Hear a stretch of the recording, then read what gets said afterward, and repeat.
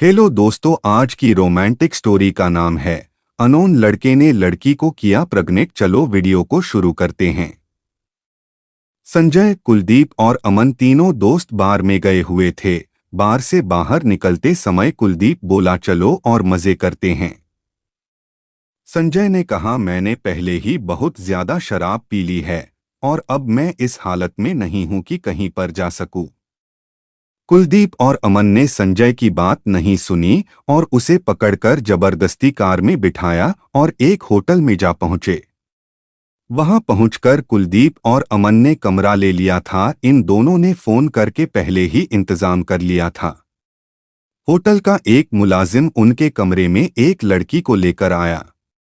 कुलदीप ने उस मुलाजिम को पैसे दिए और वह लड़की को वहीं छोड़कर चला गया।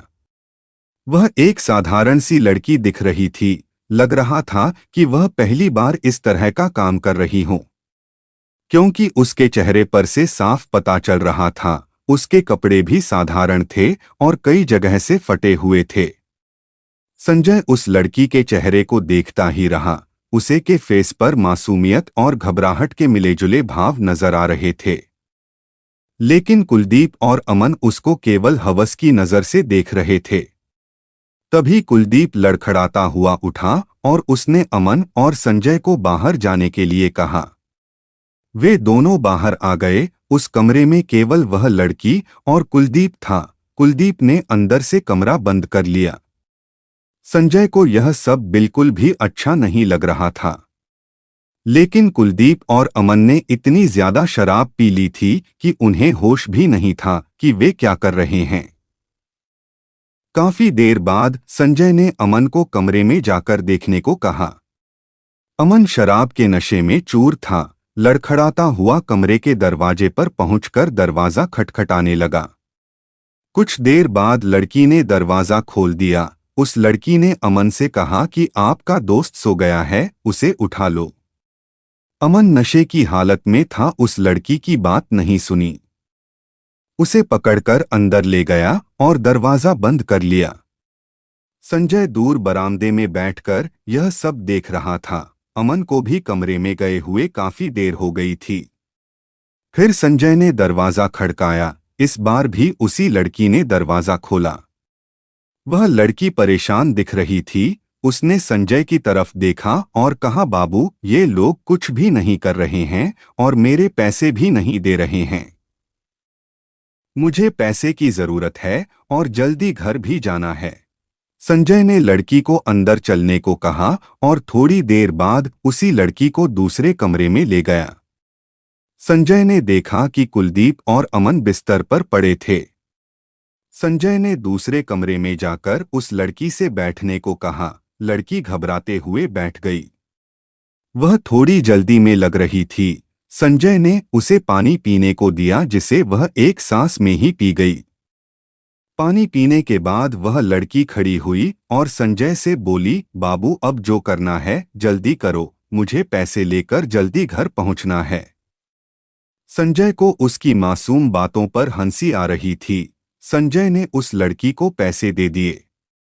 लड़की संजय को पकड़कर बिस्तर पर ले गई और अपने कपड़े उतारने लगी। संजय ने उसका हाथ पकड़ा और कपड़े खोलने को मना किया।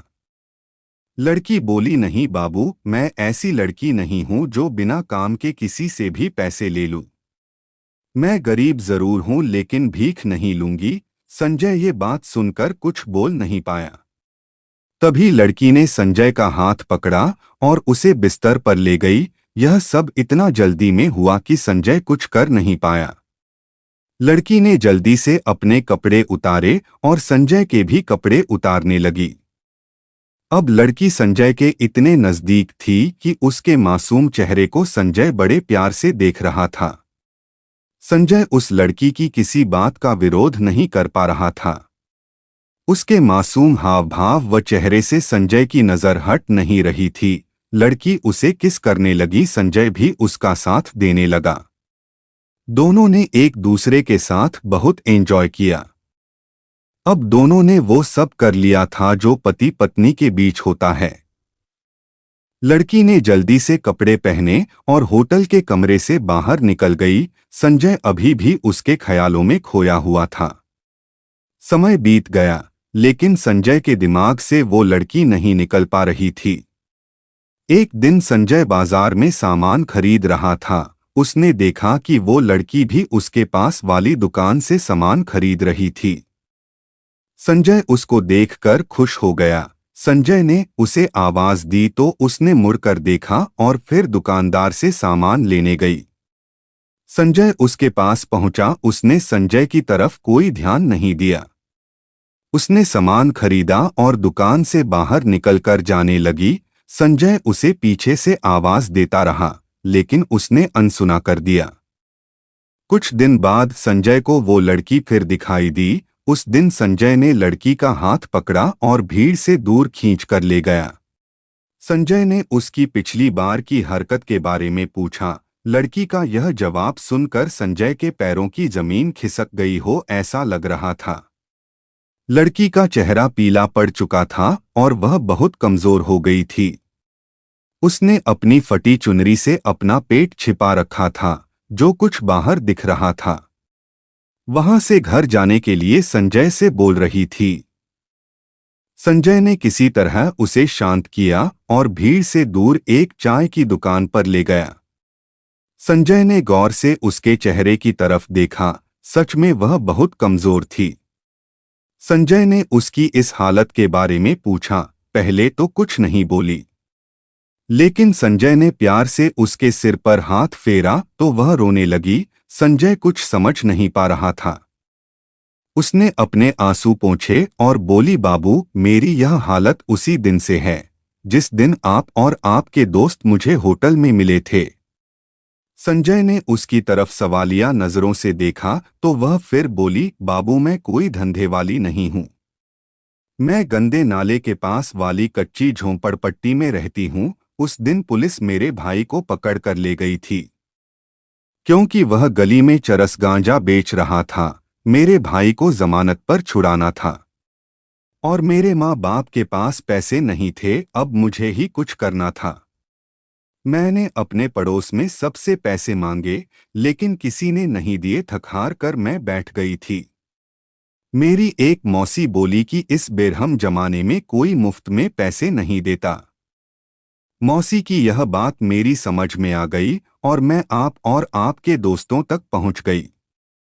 संजय ने अपने चेहरे के दर्द को छिपाते हुए फिर से पूछा, तुम्हारी यह हालत कैसे हुई? लड़की ने कहा, बाबू, यह जानकर आप क्या करोगे? संजय ने फिर जोर दिया। उसने कहा, बाबू, उस दिन आपके दिए गए पैसे से मैं अपने भाई को हवालात से छुड़ा लाई थी। लेकिन भाई ने पूछा कि पैसे कहाँ से आए। मैंने झूठ बोल दिया कि किसी से उधार लिए हैं।